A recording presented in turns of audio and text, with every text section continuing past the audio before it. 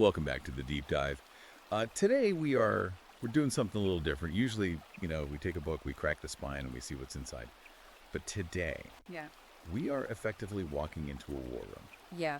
That's the only way to describe it. If you are listening to this and you have been feeling like the world has gone completely sideways, like up is down, logic is hate speech, and masculinity is treated like a pathology, then the document we are breaking down today is going to feel like a breath of pure, unfiltered oxygen. Or at least a very intense wake-up call, depending on where you stand. Right, exactly.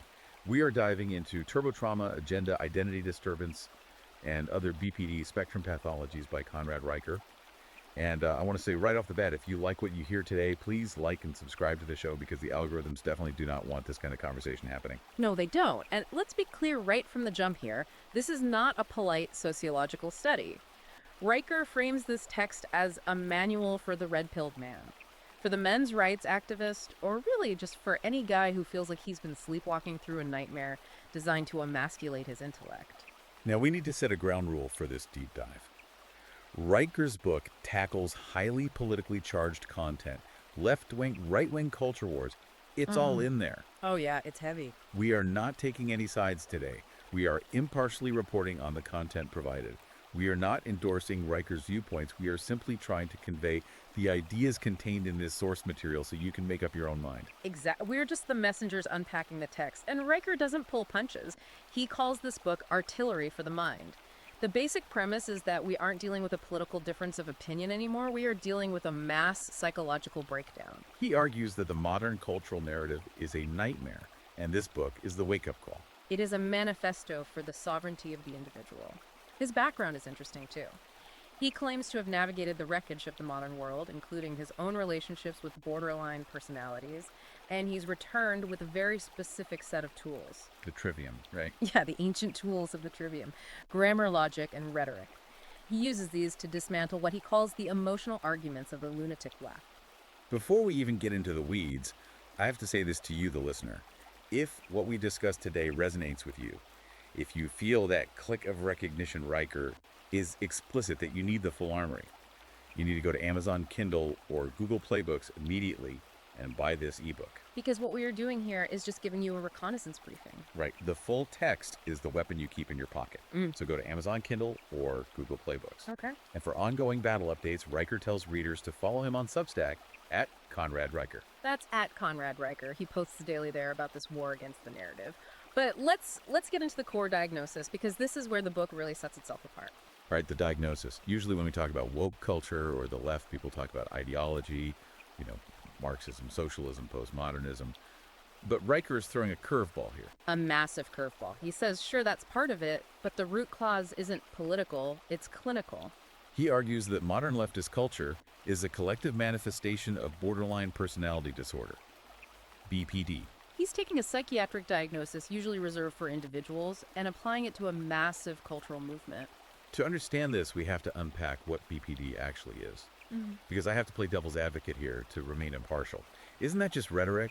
Like, it's easy to call your opponents crazy. Is Riker just using BPD as an insult? That's the crucial distinction he makes. He claims he is not using it as a slur. He's using it as a strict diagnostic framework. He relies heavily on the work of Otto Kernberg.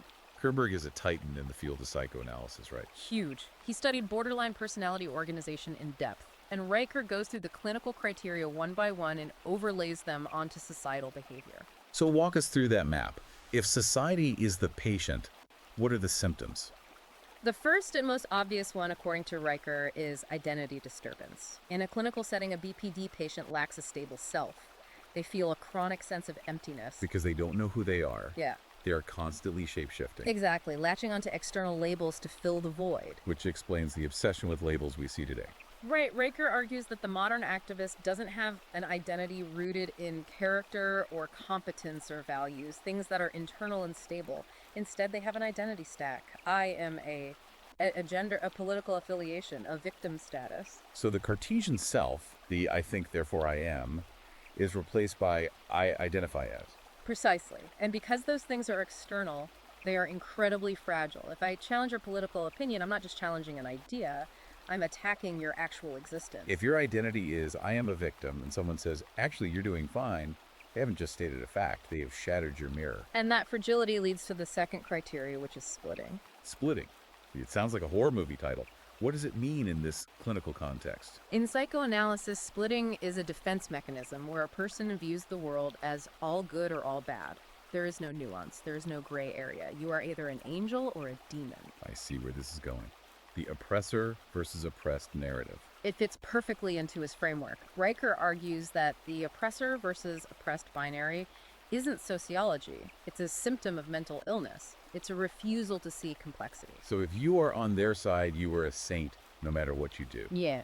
If you disagree, you aren't just wrong. Yeah. You are evil. You are a fascist. You are the enemy. It's like a toddler knocking over a block tower because one block is crooked. Yeah. They can't handle the imperfection, so they destroy the whole structure. A toddler with institutional power. That's a scary thought. Riker points out that the left cannot integrate the good and bad of Western civilization. They can't say, well, the West built incredible things like the scientific method and individual rights, but it also had severe flaws. Their minds can't hold that tension. Right, it causes cognitive dissonance. So to resolve the anxiety, they have to paint the West as all bad. It must be destroyed entirely. And Riker uses a very specific, very weird example to illustrate this emotional fragility. The cry closet. Oh man, the cry closet. You almost can't believe it's real, but it is. Tell the listener what this is, because it genuinely sounds like a joke from a sitcom. It is not a joke. Riker details an anecdote about the University of Utah installing a literal standalone booth in the library. It had plush carpeting and soundproofing. And the purpose? So students could go inside and weep during finals week. On the surface, that's just pathetic. But Riker argues it represents a massive philosophical shift, right? It represents the death of logos and the victory of pathos. Think about what a university was for the last 1,000 years. It was a place where you went to harden your mind. You went there to have your ideas challenged. To debate, to face the agony of thought. The library was a place of stoic silence and intense concentration. And now, by installing a booth for weeping, the institution is signaling to the student, you are weak and your weakness is valid. In fact, your weakness is so expected that we have built infrastructure to accommodate it. Riker calls this the shift from I think, therefore I am, to I feel, therefore you must change reality. I feel, therefore you must change reality. That is a terrifying shift. Yeah. It puts the subjective emotion of the most unstable person in the driver's seat of society. That is what he calls emotional tyranny. If someone claims they feel unsafe, that feeling overrides facts, due process, and logic. It's the heckler's veto, but pathologized. And this brings us to the second major section of the book, which might be the most controversial part for some. But Riker insists it's the red pill truth, the biological imperative of deceit. This is where we get into the evolutionary psychology. And I want to slow down here, because this is the stuff that gets people banned from social media. Riker is arguing that men and women have fundamentally different biological strategies. Right. And that we've been lied to about them being the same.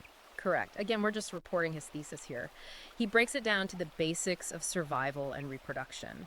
He argues that the male strategy evolutionarily is overt. Overt meaning direct. Right. It's about aggression, competence, and resource acquisition. Men compete directly. If a man wants to dominate, he builds something or he fights. And the female strategy.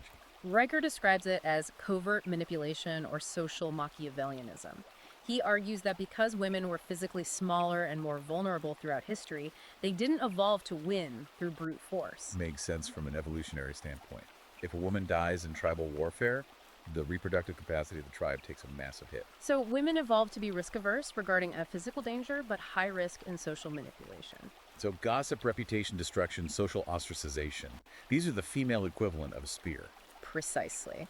Riker argues that reputation destruction is the primary female weapon.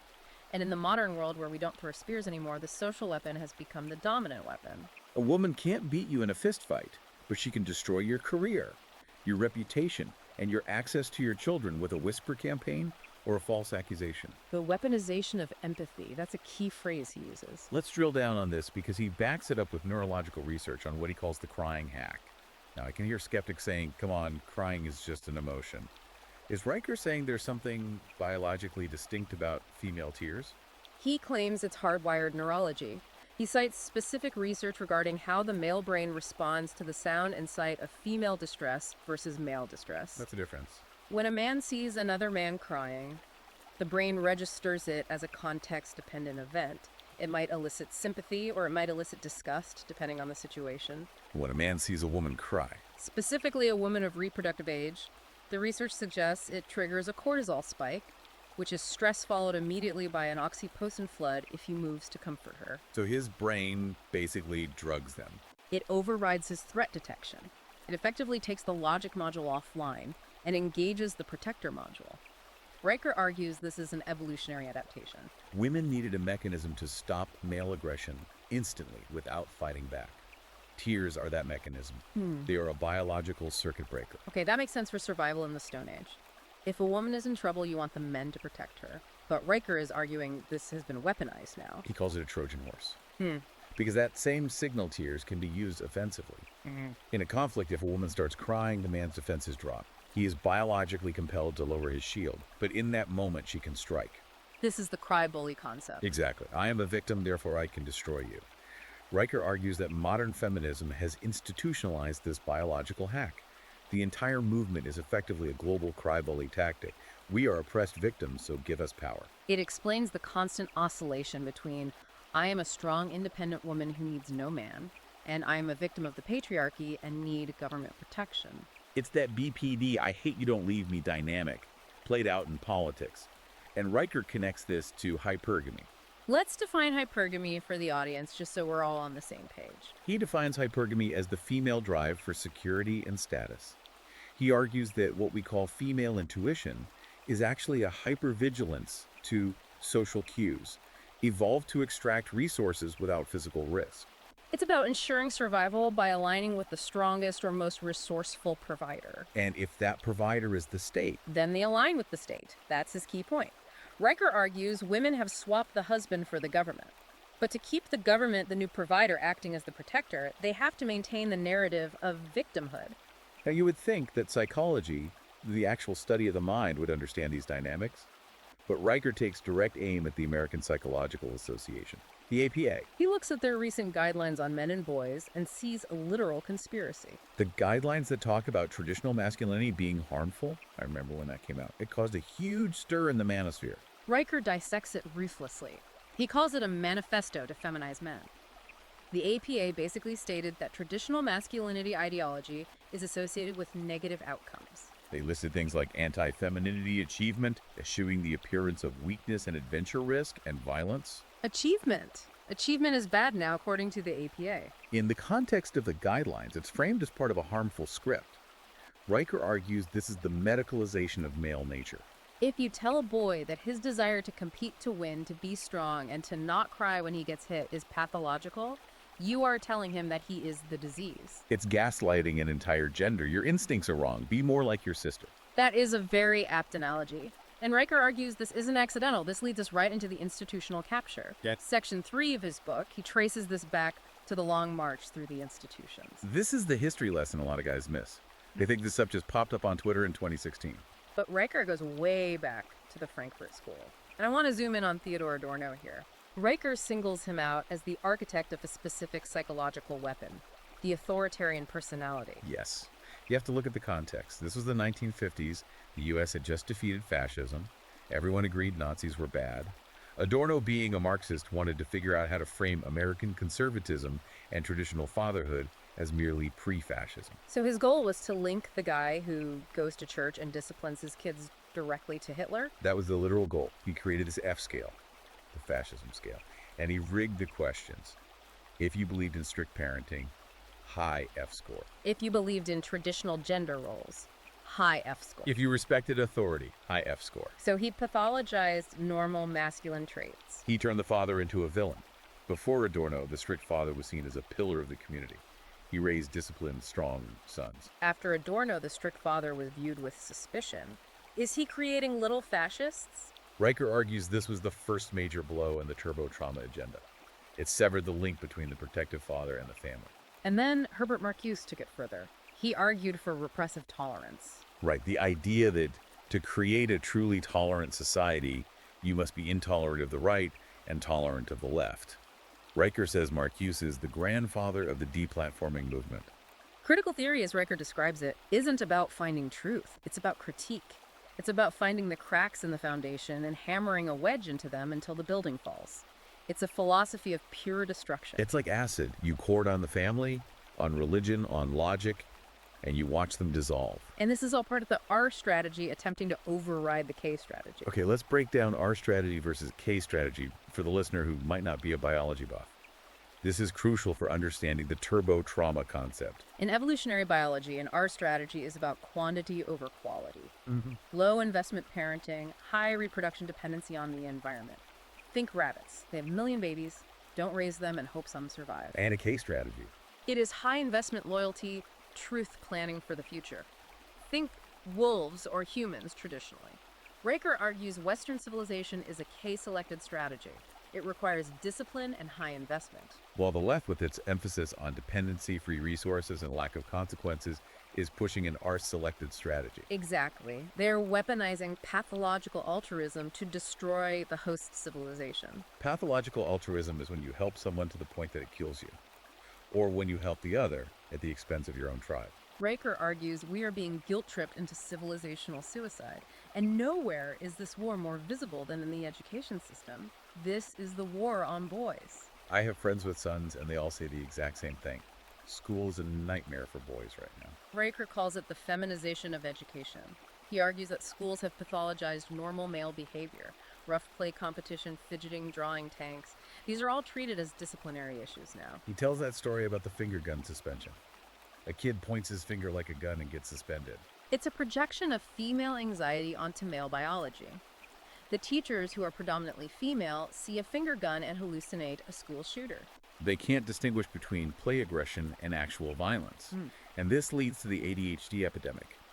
Riker has some pretty staggering numbers on this. He cites CDC data showing boys are diagnosed at 2 to 3 times the rate of girls. But Riker goes a step further. He calls the medication Ritalin Adderall chemical castration. Whoa, that is a massive claim. How does he justify calling it that? Look at the mechanism. Stimulants like Ritalin increase focus, yes, but they also suppress motor activity. They make you sit still. They blunt emotional extremes. Riker argues that the school system is designed for the female brain. It emphasizes verbal communication, sitting still, compliance with authority, and consensus. While the male brain, generally speaking, learns through movement competition and trial and error. So when you put a boy in a girl's environment, he fails. Instead of changing the environment, we drug the boy. We are breaking the thermometer because we don't like the temperature. We are medicating the masculinity out of them before they even hit puberty. And then you add the curriculum on top of that, what he calls the curriculum of shame. Privilege walks, historical revisionism. Riker argues this is designed to fracture a boy's identity. If you tell a white boy that his ancestors were villains and his natural ambition is toxic privilege, you induce learned helplessness. Learned helplessness. That's a psychological term for when an animal is punished randomly no matter what it does. So it eventually just lays down and accepts the abuse. It's psychological warfare on children. And if that boy grows up and tries to enter the legal system, he finds out the battlefield is even more tilted. Riker calls this the gynocentric conspiracy of silence regarding domestic violence. This is a crucial section of the book. He brings up Erin Peatsy. She founded the first women's shelter in the world in the UK. She is the mother of the modern shelter movement. But she was ostracized, banned, and threatened. Why? Because she stated, based on her own data, that domestic violence is bilateral. Meaning women are just as violent as men? Exactly. And often the violence is reciprocal. But that didn't fit the narrative, so they erased her. Instead, we got the Duluth model. This is the framework used by police departments almost everywhere, right? It explicitly frames all domestic violence as patriarchal terrorism. Wait, explain how the Duluth model works on the ground for the audience. If the cops show up to a house, what does the model tell them to do? The model dictates that they must identify the primary aggressor. But the training implies the man is always the dominant aggressor because he has male privilege. Even if he is the one bleeding. Even if she is the one holding the knife. Riker cites anecdotes of men being arrested while bleeding because, quote, she is smaller or you could have left. It ignores reality to preserve the ideology. Riker points to the Johnny Depp versus Amber Heard case as the definitive forensic exposition of this. That trial was a cultural earthquake for the manosphere. Riker analyzes it as a case study in female-coded rage. He talks about DARVO, deny attack and reverse victim and offender. It's a manipulation tactic where the abuser claims to be the victim. Amber Heard was on tape admitting to hitting him, yet she played the victim. And yet there were men defending her. Riker calls them white knights. This is the white knight pathology. Riker argues these men are driven by that biological imperative we talked about earlier to protect women, even when the woman is the aggressor. Even when the evidence is staring them in the face, their biology overrides their logic. They're simping for an abuser because their programming tells them woman equals victim. She literally said on tape, tell the world, Johnny Depp, a man, am a victim of domestic violence, and see how many people believe you. That quote is the smoking gun of the turbo trauma agenda. She was banking on the gynocentric conspiracy of silence. She believed that her status as a woman trumped his status as a victim. And Title IX campus tribunals operate on the exact same premise. Riker describes university hearings as star chambers, where due process is inverted, and the believe all women mantra completely replaces evidence. It's terrifying. And it moves us into what Riker considers the ultimate form of identity disturbance, the transgender phenomenon. Now, Riker's take on this is very consistent with his overall BPD thesis. He focuses heavily on ROGD, rapid onset gender dysphoria.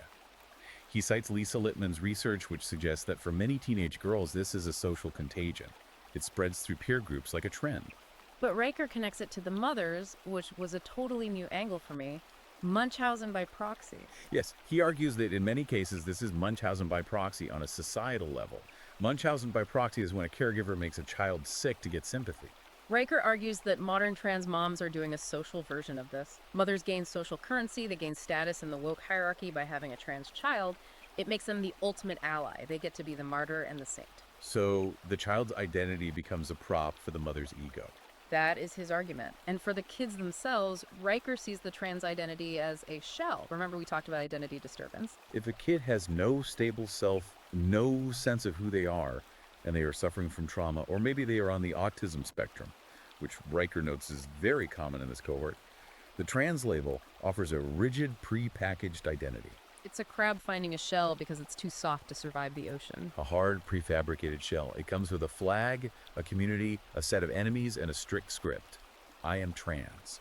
Suddenly, you aren't just a confused, lonely kid. You are a generic warrior for civil rights. And Riker says demanding society affirm this is a failure of reality testing on a civilizational scale. It's the ultimate gaslighting. To demand that the world accept a biological impossibility is to break the world's connection to truth. It is, I feel, therefore you must change reality, taken to its absolute limit. We're well into the deep end here, and I want to remind everyone listening, if your blood is boiling either in agreement or shock, you really need to read the source material. Go to Amazon Kindle or Google Play Books and get Turbo Trauma Agenda. We are just skimming the surface of the data Riker presents. You need to see the citations yourself. And follow Conrad Dreiker on Substack. He breaks down the daily news cycle using these exact frameworks. It's like having a decoder ring for the headlines. We haven't even touched on the dating market yet. Section 7, sexual market value and the wall. This is the stuff that usually gets people canceled, but Riker puts it in stark economic terms. He uses the Pareto principle, the 80-20 rule. Data from Tinder and OkCupid shows that the top 20% of men are getting 80% of the female attention. Women are hyper-selecting for the top tier. Which leaves the bottom 80% of men fighting for scraps. And the average woman thinking she deserves a top-tier man because she can get a match with one. She can get a match, but she can't get a commitment. That's the disconnect. Riker talks about the divergence of value over time. It's cruel math. Male value tends to accrue like compound interest. As a man gets older, if he works hard, he gains status, resources, confidence. His value goes up. And female value. Riker argues it depreciates because it is tied more heavily to biological markers of fertility, youth, and beauty. He says it's not sexism, it's evolution. Men like what they like. This leads to what he calls the epiphany phase. This is women in their 30s who spent their 20s prioritizing careers and riding the carousel, his words, only to realize that the high-status men they want are now looking at 23-year-olds. He quotes Schopenhauer here, on women. He does. He discusses Schopenhauer's view that women prioritize the immediate and emotional over the abstract and future-oriented. Riker argues this is why they hit the wall so hard. They didn't plan for the winter during the summer of their youth. And he mentions the neurochemical cost of promiscuity, oxytocin burnout. The claim is that high partner counts destroy the neurochemical ability to pair bond. Oxytocin is the bonding hormone. Riker argues that if you bond and break dozens of times, you eventually fry the receptor. You become incapable of forming a deep, lasting connection. You become a ghost in your own relationships. That is a bleak picture. It sounds like the West is just done. The family is destroyed, the schools are indoctrination camps, and the dating market is a disaster. But Riker doesn't just leave us in the wreckage. He offers a strategy. He calls it reclaiming the Iron Citadel. This is the white pill at the end of the red pill overdose. It starts with the trivium. We have to reclaim the tools of thought, grammar, logic, and rhetoric. Grammar is about defining words. We have to stop semantic drift. We have to stop letting them redefine equality to mean equity. We have to hold the line on definitions. Can you give an example of using grammar as a weapon like he suggests? Sure. Riker says when someone says diversity is our strength, you use grammar to ask, define diversity. Do you mean diversity of thought? Or diversity of skin color? And define strength. Does it mean social cohesion? Or does it mean lack of conflict? By forcing the definition, you expose the emptiness of the slogan. Usually diversity just means fewer white men and strength means nothing. You pop the balloon, and logic. He emphasizes learning the fallacies, disarming emotional fallacies like the appeal to pity. When they show you a picture of a sad child to justify a policy that will destroy the economy, you have to be able to say that is sad, but the policy's still wrong. That takes courage. It takes the ability to be called heartless. Riker says you have to accept that you will be called names. Racist, sexist, transphobe. These are just control words. They are shot callers. If you flinch, they win. If you say, I don't care what you call me, the facts are the facts, they lose their power. That is the gray rock method. Be a gray rock. Tactical advice from the book on dealing with leftist hysteria. This is actually a technique used for dealing with narcissists. You become as boring and immovable as a gray rock. When they scream, you don't scream back. When they cry, you don't apologize. You just stand there. You do not negotiate. You do not explain. You simply exist in the truth. Become boring and immovable. It denies them the emotional fuel they crave. Leftist hysteria feeds on reaction. If you don't react, they starve. Riker also calls for a rejection of pathological altruism and what he calls toxic femininity. We hear so much about toxic masculinity. It's refreshing to hear someone flip the script for that audience. He argues toxic femininity is the weaponization of weakness to control strength. The solution, Riker says, is to return to the Western canon. Read Homer, read Dante, read the great books that built the masculine mind. Detox your brain. And finally, the most important mandate. Go forth and multiply. It's a demographic battle. Riker says you can't just complain. You have to outcompete and outbreed the ideology. Ideologies that don't reproduce die out. Liberals have very low birth rates. Conservatives and religious people have high birth rates. So time is on the side of the case strategist. If they can hold the line, if they can protect their children from the mind virus in the schools, that's why Riker is so big on the Western canon. He says you have to inoculate your kids with Homer, with Shakespeare, with the Bible. You have to give them a soul that is too dense for the identity disturbance to penetrate. Build a fortress from the inside out. The Iron Citadel is your mind. This has been a massive deep dive. We've covered so much ground. I want to reiterate Riker's call to action here. He's not just selling a book. He's trying to build an army of the mind. He wants you to leave a 5-star review to spite the censors. He knows this book is going to be targeted. He knows the algorithm will try to bury it. So he's asking for guerrilla warfare from his readers. Oh, do it. Go to Amazon Kindle or Google Play Books. Buy Turbo Trauma Agenda. Read it. Underscore it. Use the arguments at the dinner table. Use them in the boardroom. And like and subscribe to our show so we can keep bringing you these deep dives. And don't forget the Substack. Conrad Riker. The news cycle moves fast, and Riker is analyzing it in real time. If you want to see how the BPD diagnosis applies to the headline of the day, that's where you go. I'll leave you with this final provocative thought to mull over. If society is suffering from borderline personality disorder, as Riker claims, think about how social media algorithms are acting as the ultimate enablers. They literally profit by triggering our identity disturbances and rewarding us for splitting the world into extreme good and evil. Wow, we might just be living in a digital psychiatric ward that monetizes our symptoms. Exactly. Something to think about. Riker says we are standing at the precipice. We can either fall into the age of feeling, which is really the age of chaos, or we can stand firm in the logos. The choice is between the cry closet and the Iron Citadel. I know which one I'm choosing. Me too. Stand tall in the logos, everyone. We'll Yeah. see you on the next deep dive.